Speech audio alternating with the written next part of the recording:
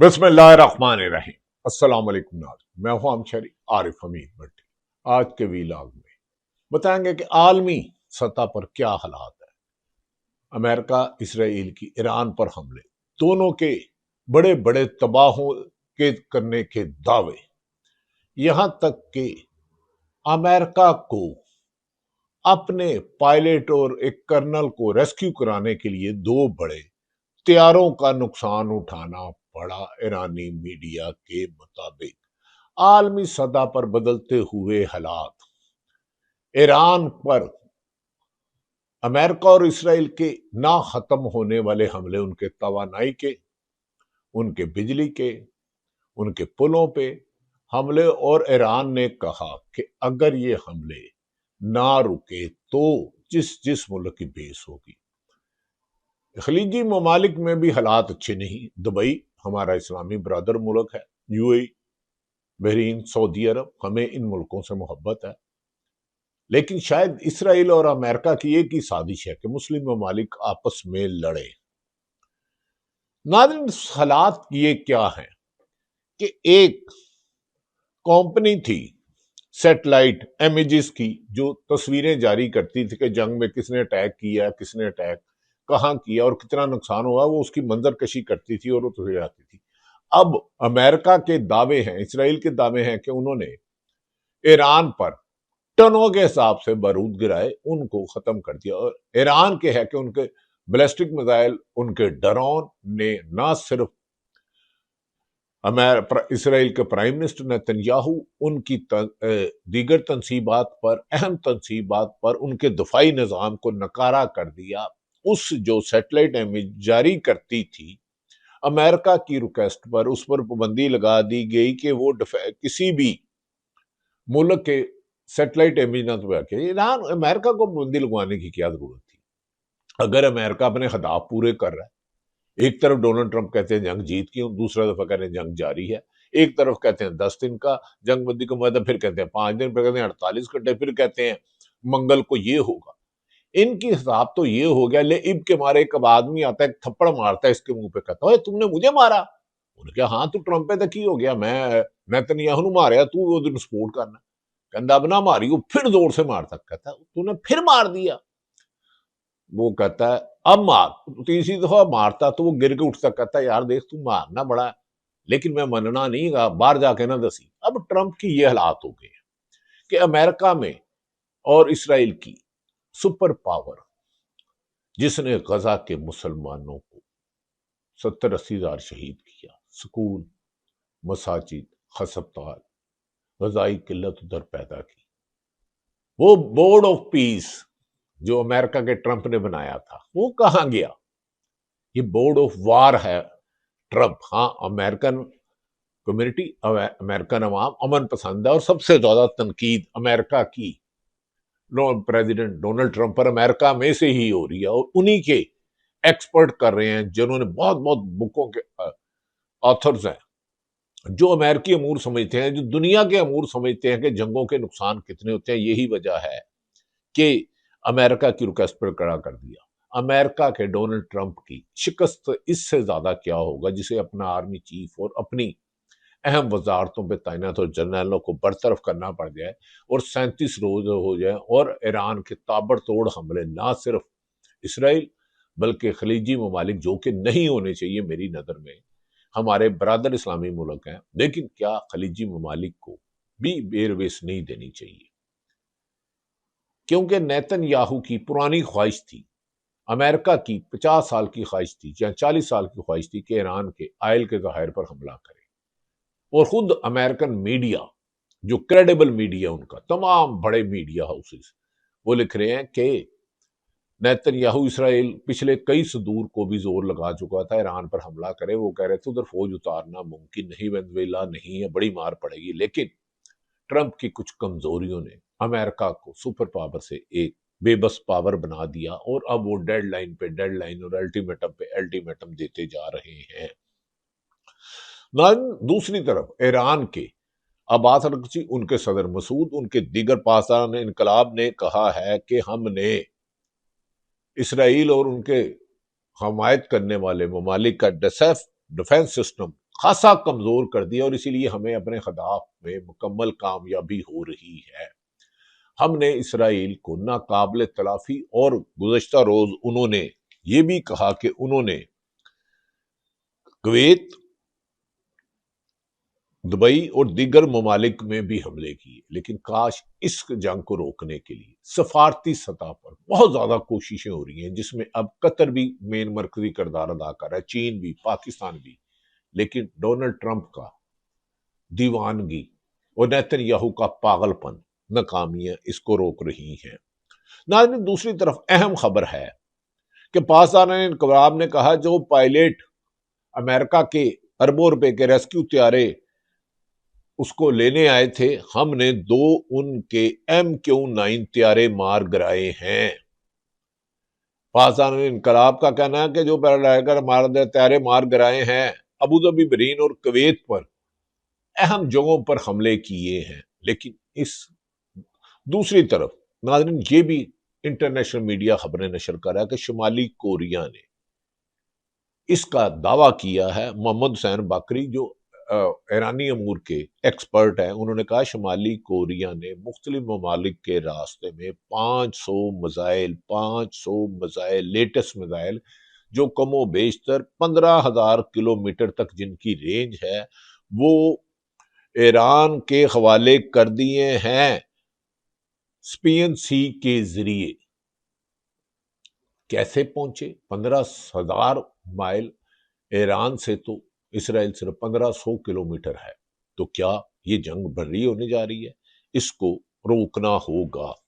دوسری طرف ناظرین، ایران نے کہا ابنائے ہرمز کو کھلوانے کے لیے پاکستان، مصر، دیگر ممالک نے اہم کردار ادا کر رہے ہیں۔ انہوں نے کہا اس سلسلے میں آج مصر کے وزیر خارجہ نے گزشتہ روز ایران اور امریکن حکام سے بھی بات کی، اور انہوں نے کہا، ایران نے ایک ہی کہا کہ ہم نے جنگی جواب دیا ہے، حملوں کا جنگ شروع نہیں کی، امریکہ کو جنگ بندی پر روکا جائے اور امریکہ پر سینکشن ختم کی جائے۔ ایرانی میڈیا کے مطابق، ان کی نیوز ایجنسی کے مطابق، ہمیں اپنے دفاع میں اٹیک کرنے کا حق ہے، ہمارا ناقابل تلافی نقصان ہوا ہے، لیکن یہ نقصان فتح میں بدلے گا جب امریکہ کا سارے دعوے جھوٹ ثابت ہوں گے۔ ٹرمپ کہتا تھا کہ ہم نے ایران کو جنگ کے قابل نہیں چھوڑا، پتھروں کے زمانے میں بھیجیں گے۔ اب منگل کو کیا کرتے ہیں یہ الگ بات ہے۔ ناظرین، امریکن صدر جس نے ایران کی قیادت پاسداران انقلاب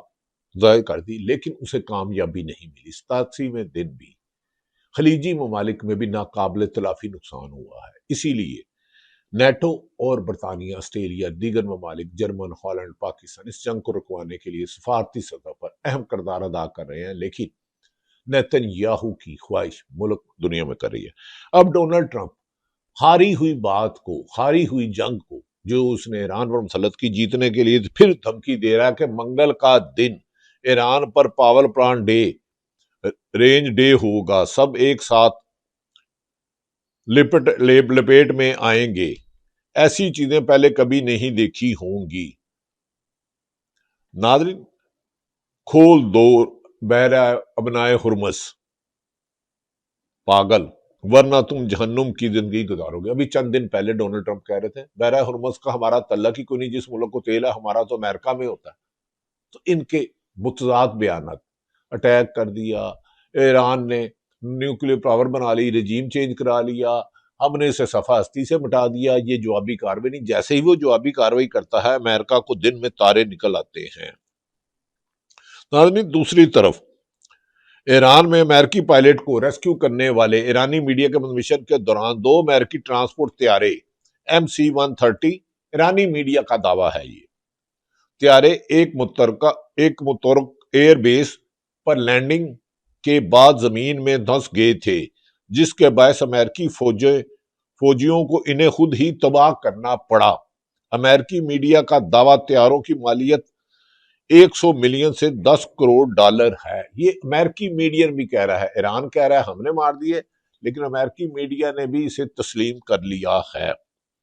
دوسری طرف ناظرین، یہ بھی کہا جا رہا ہے کہ ایران اصفہان میں زخمی پائلٹ کو ریسکیو کرنے والا امریکہ پھر ایرانی میڈیا 1C-130 اڑان نہ بھر سکا اور امریکہ کے مطابق جہاز کو خود تباہ کیا۔ اب یہ دیکھیں خربوں ٹریلین ڈالر کا امریکہ نے اپنا ہی نقصان کرا دیا۔ ایران کو تو تباہی کیا ہی کیا، اس پہ تو 40 سال سے سینسر تھی، لیکن کیا پوری دنیا میں خطرے کی گھنٹی نہیں بن گیا؟ ٹرمپ کا ایرانی مظاہرین کو انٹرنیشنل میڈیا کے مطابق ٹرمپ کا نے کہا ایرانی مظاہرین کو ہتھیار فراہم کرنے کا اعتراف۔ ڈان نیوز پاکستان کا سب سے کریڈیبل اخبار جسے بند کرنے کی ہر ممکن کوشش کی جا رہی ہے۔ ناظرین اب آ جاتے ہیں پاکستان کی سیاست پر۔ پاکستان کی سیاست پر اس وقت بڑے برے حالات ہیں، انصاف نایاب ہو گیا ہے، یہاں تک کہ ہمارے بڑے اچھے دوست ہیں، ہمارے نون لیگ میں بھی بہت پیارے دوست ہیں، رانا ثناء اللہ، شہباز صاحب، حمزہ صاحب اور قابل احترام نواز شریف صاحب، سارے۔ افسوس ہے کہ انتقامی کارروائیوں پر ناظرین یہ بہت آگے گزر گئے ہیں۔ میاں اسلم اقبال جو سینئر وزیر تھے پی ٹی آئی کی حکومت میں، ان کے گھروں کو درجنوں مرتبہ توڑا گیا۔ میاں اسلم اقبال سمن آباد سے ہیں، مڈل کلاس کے ہیں۔ پی ٹی آئی کے رہنماؤں نے میاں اسلم اقبال کی والدہ گزشتہ روز انتقال کر گئی، ان کا جنازہ ہو گیا۔ جمہوریت کے صدقے جاؤں، میاں اسلم اقبال جنازے میں شریک نہیں ہو سکے۔ ان کا آبائی گھر مسمار کیا جا چکا ہے، کئی دفعہ ان کے بھائیوں کو گرفتار کیا ہے۔ میرے خیال میں جمہوریت کا اس سے ننگا چہرہ اور کیا ہوگا؟ مائیں تو سب کی سانجھی ہوتی ہے۔ ہم تو نواز شریف کی والدہ شمیم محترم بیبی جب زندہ تھی، ان سے بھی دعا کی گزارش کرتے تھے کسی ریفرنس سے۔ مائیں تو سانجھی ہوتی ہیں۔ بہرحال بدقسمتی یہ ہے۔ ناظرین دوسری طرف کل پھر علیمہ خان، سلمان اکرم راجہ، عمران خان کی بہنیں ملنے جائیں گی۔ عدالت کا حکم بھی ہے، جیل قوانین بھی ہے۔ کیا انصاف ہوگا یا نہیں ہوگا، یہ فیصلہ تو حکومت نے کرنا ہے، لیکن حکومت کے پلے کچھ نہیں رہا۔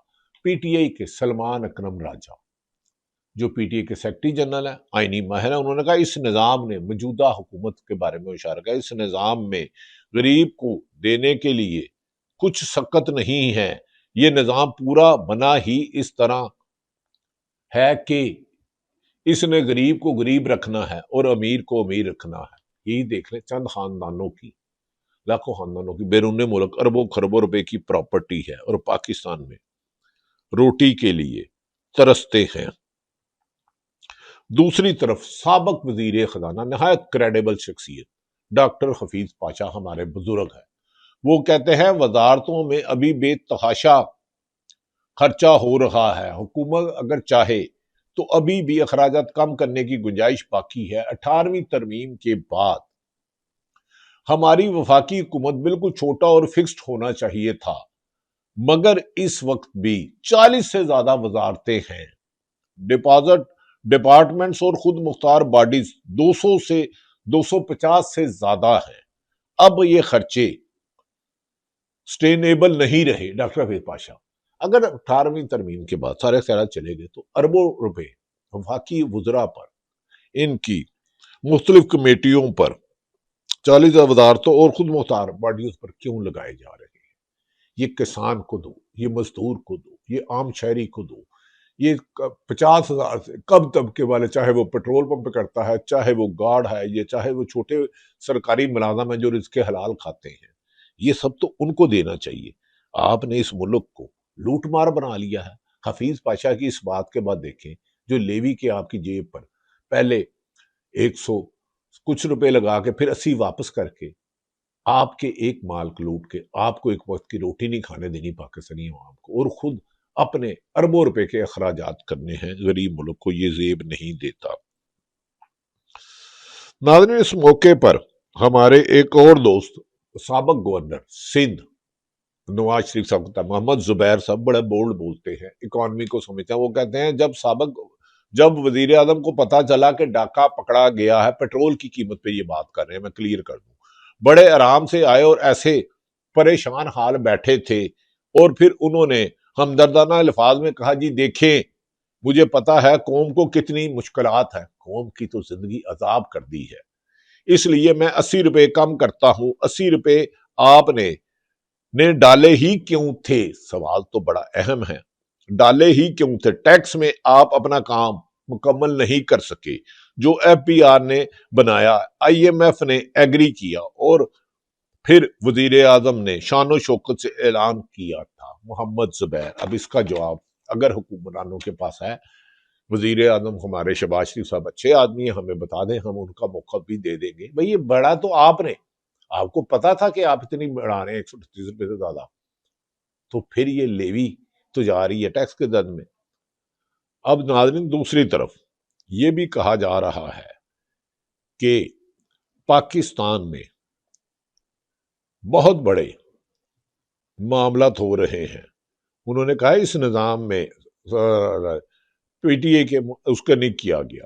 اب دیکھنا یہ ہے کہ پاکستان میں مہنگائی کے اس دور میں جب سرکاری ہسپتال ڈرونے خواب بن جائیں، غریب آدمی کا ادھر سینئر ڈاکٹر بیٹھ کے علاج ہی نہ کرے، اور 90 پہ ہر تمام سینئر ڈاکٹر سرکاری اسپتالوں میں صبح وزٹنگ پروفیسر کی طرح جاتے ہیں، رات کو 6-7 ہزار روپیہ فیس لیتے ہیں پرائیویٹ کلینکوں میں، پرائیویٹ ہسپتالوں میں، اور 50-50 ہزار کے ٹیسٹ لکھتے ہیں، اور وہاں آپریشن کرتے ہیں، 24 گھنٹے اویلیبل ہوتے ہیں، آن کال ہوتے ہیں، اور کروڑوں روپے کماتے ہیں۔ سرکاری اسپتالوں کے ڈاکٹروں کو ایک بڑا مقدس پیشہ ہے، 10 گنا فیس بڑھا دی جائے، لیکن غریب کو سرکاری اسپتالوں میں رسوا نہ کرو۔ جو مریضوں کو اور ان کے لواحقین کو پریشانی اور اذیت ناک تکلیفیں ہوتی ہیں رویے سے، اور سرکاری سکولوں کو بہتر کرے۔ خدا کے لیے لٹریسی ریٹ ختم ہو رہا ہے پاکستان میں، موجودہ حکمرانوں کے بچے تو باہر پڑھتے ہیں، امیر لوگ بھی پڑھا لیتے ہیں۔ سینٹر ماڈل لاہور کا سکول پنجاب کا دارالحکومت ہے، کبھی خواہش ہوتی تھی ہر امیر آدمی کی، پہلے افسران آتے ہی وہاں سے، اب اسے بھوت بنگلہ بنا دیا گیا، اور پرائیویٹ سکول جن کی 50 ہزار سے 1.5-2 لاکھ روپے فیس ہے، وہ 1% لوگ بھی نہیں کر سکتے۔ 95% لوگوں کے جائز حقوق ریجیکٹ کر کے، نظر انداز کر کے، حکمران عواموں میں دلیں نہیں ڈال سکتے، دل نہیں، وہ آپ جگہ نہیں بنا سکتے۔ دیکھ تو صحیح جہاں میں تیرا افسانہ کیا، کہتی ہے تجھ کو خلق خدا کا ایمانہ کیا۔ کیا عمران خان جیل میں رہیں گے یا رہا ہوں گے؟ عمران خان تب رہا ہوں گے جب عدالتیں انڈیپینڈنٹ ہو جائے گی، آئین اور قانون کے مطابق فیصلہ کرے گی، ڈکٹیشن نہیں ہوگی۔ اس کا ذمہ دار کون ہے؟ کمنٹ سیکشن میں آپ دیجئے اپنی رائے۔